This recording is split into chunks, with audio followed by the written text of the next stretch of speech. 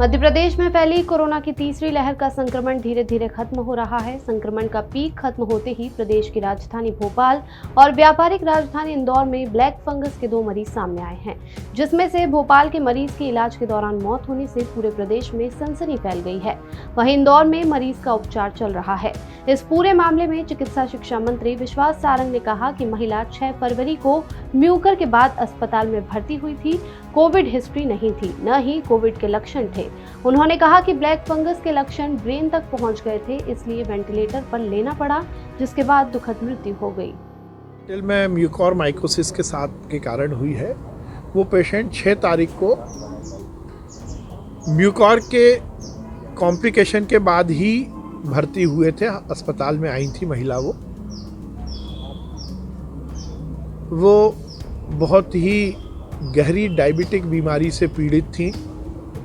किसी प्राइवेट अस्पताल में म्यूकोर ब्लैक फंगस के कॉम्प्लिकेशन के बाद ही अस्पताल में आई थी। उन्हें किसी भी तरह की कोविड की कॉन्टैक्ट हिस्ट्री नहीं थी और कोई भी लक्षण कोविड के नहीं थे। वो ब्लैक फंगस और म्यूकोर बीमारी के कारण ही अस्पताल में आई थी और उनका ब्लैक फंगस का जो इन्फेक्शन है वो काफ़ी कुछ स्प्रेड था। जो डॉक्टर्स ने हमें जानकारी दी है उसमें ब्रेन तक म्यूकोर के लक्षण पहुंच गए थे, म्यूकोरमाइकोसिस के, और उसके बाद इसीलिए उनको वेंटिलेटर पर लेना पड़ा और उसके बाद उनका स्वर्गवास हो गया। बहुत दुखद है।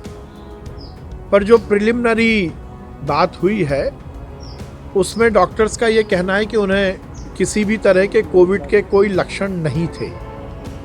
म्यूकोरमाइकोसिस के कारण ही उनकी मृत्यु हुई है।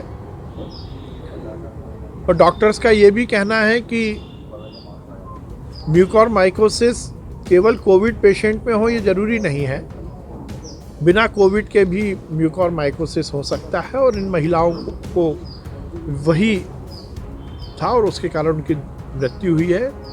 मैंने इस संपूर्ण मामले में डीन भोपाल से कहा है कि समुचित इस केस की स्टडी की जाए, क्या कुछ कारण था, और इस बात को सुनिश्चित किया जाए कि इस पर्टिकुलर केस के जानकारी लेते हुए हम आगे और क्या प्रिकॉशन ले सकते हैं।